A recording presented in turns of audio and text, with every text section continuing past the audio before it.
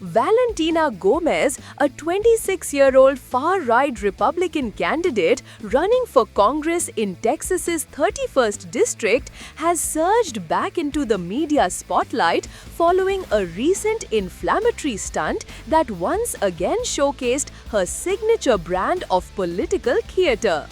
Born in Medellin, Colombia in 1999, she immigrated to the United States in 2009 and grew up in Jersey City, New Jersey, later building a career as a real estate investor before turning to politics. Gomez's public image has been constructed less on legislative substance and more on a calculated embrace of controversy, leveraging shock tactics to shape narratives, dominate news cycles, and cultivate an online following that thrives on outrage. Her platform is unapologetically combative. She frames her political mission as a cultural purge aimed at eradicating what she identifies as threats to traditional American values. This has included aggressive opposition to Islam in the United States, categorical rejection of LGBTQ+ rights, and an uncompromising stance on immigration, particularly targeting undocumented migrants. One of her most hardline proposals is the call for public executions of those who cross the US border illegally, a policy position that has drawn both fierce criticism and fervent support among certain segments of the Republican base. These themes are not hypothetical promises quietly tucked into policy papers. They are amplified through made-for-camera moments.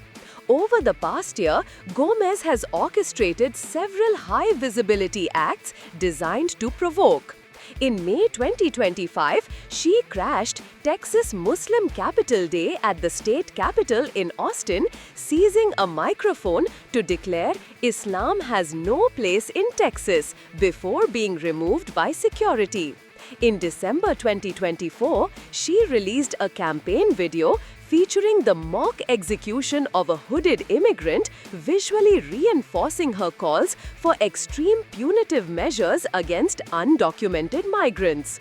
Earlier in 2025, she filmed herself destroying LGBTQ-themed books, linking the act to her pledge to remove woke literature from public life. Each instance has followed a familiar pattern: a staged moment of defiance, rapid viral spread, mainstream condemnation, and a subsequent fundraising or publicity bump within her political niche. While Gomez has yet to achieve electoral success, her 2024 run for Missouri Secretary of State ended in a sixth-place finish with just 7.4% of the vote. She has proven adept at using campaigns as platforms for brand building rather than strictly electoral competition. In the process, she has become emblematic of a broader strain of American politics, where outrage is not a byproduct but the primary currency, and where theatrical acts often overshadow policy detail.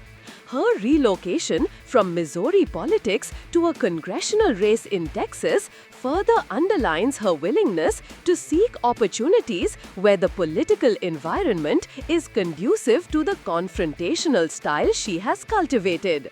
Critics accuse her of manufacturing hate and leveraging deep-seated prejudices for personal advancement, while her supporters often praise her for telling it like it is and refusing to back down in the face of what they see as political correctness.